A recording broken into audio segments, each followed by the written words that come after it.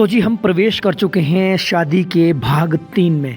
इस वीडियो में आप देख रहे हैं कुछ लोग भूखे हैं बहुत और उन्होंने कहा कि हमें पहले खाना दो, नहीं तो हम हड़ताल कर देंगे, हम काम नहीं करेंगे, किसी को भी खाना खिलाने के लिए हम काम नहीं करेंगे। और यहाँ पर डांस प्रैक्टिस चल रही थी और मैंने इन सबको यहाँ से भगाया। मैंने कहा चलो सब लोग पहले खाना खाओ, उसके बाद नाचते रहना, हमको यहाँ फ्री नहीं बैठे हैं सारा दिन, तुम लोगों के लिए पूरी रात यहाँ बैठे रहेंगे।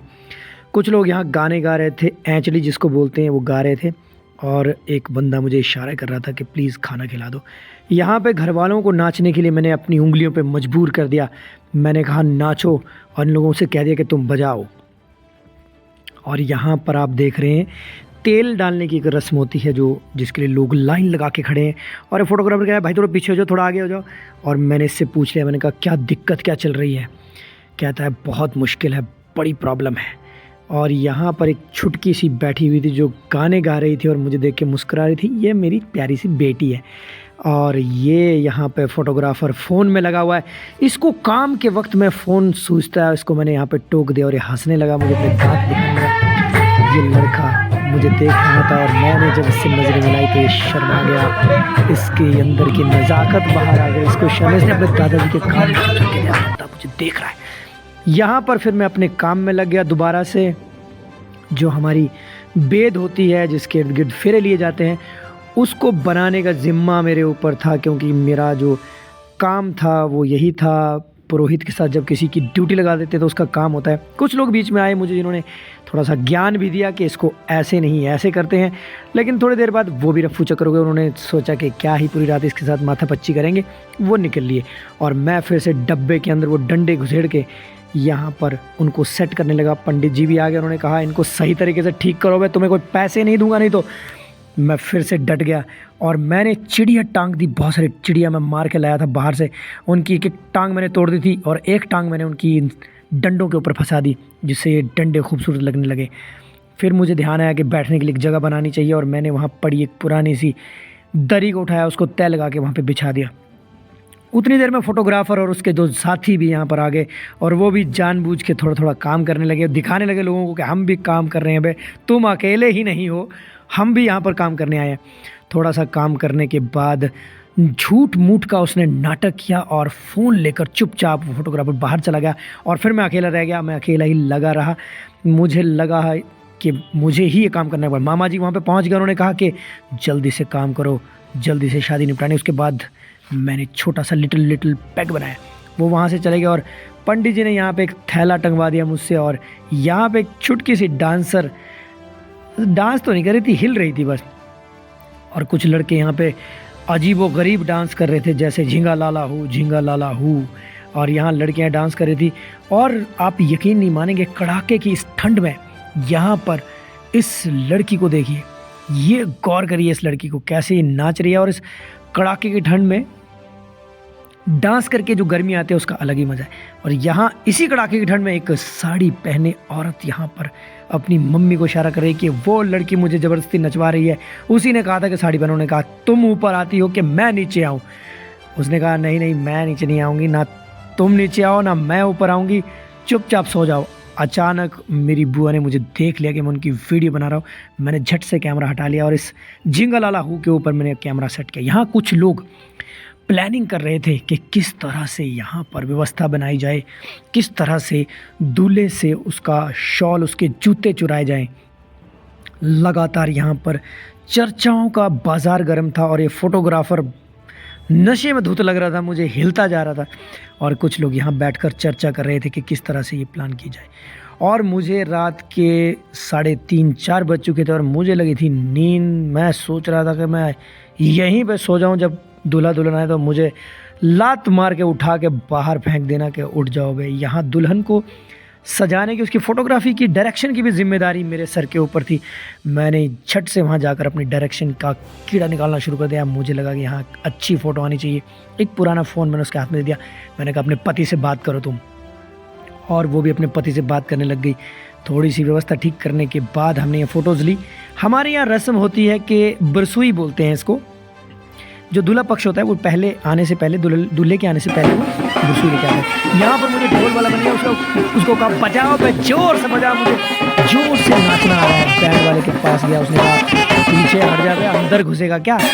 वहीं मामा जी को लगा कुछ कमी है, उन्होंने छेना अपने हाथ में ले लिया और वो खुद छेना बजाने लगे। शॉल लपेटे छेने वाला बेचारा टके मुँह लेकर उनको देखता रह गया। मामा जी ने छेना बजा कर वहाँ पर माहौल गर्म कर दिया।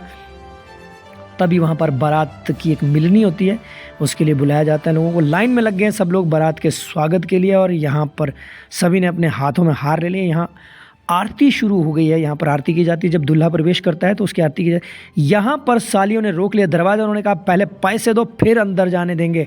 यहाँ पर गहमा गहमी का माहौल बना हुआ है, कैमरे वाले ऐसे माहौल को शूट कर रहे हैं, बड़े बेशर्म है, लड़ाई झगड़े को शूट करते हैं। यहाँ पर मीठा मुँह करवा दिया गया है दूल्हा दुल्हन का और यहाँ पर दो जनानियाँ आपस में भिड़ गई हैं। उनका कहना है कि तुम्हें पैसे ज़्यादा मिले, मुझे कम मिले। इस तरह की यहाँ पर लड़ाई शुरू हो गई। मैंने कहा किसको कितने पैसे मिले, कैमरे में बोलो। जो भी आप अपनी आवाज़ उठाना चाहते हैं जनता के सामने, वो कैमरे में बोले। उन्होंने सबसे पहले हाई किया और उसके बाद अपनी बात रखनी चाहिए, लेकिन मैंने फ़ोन हटा लिया क्योंकि दुल्हन के आने का टाइम था।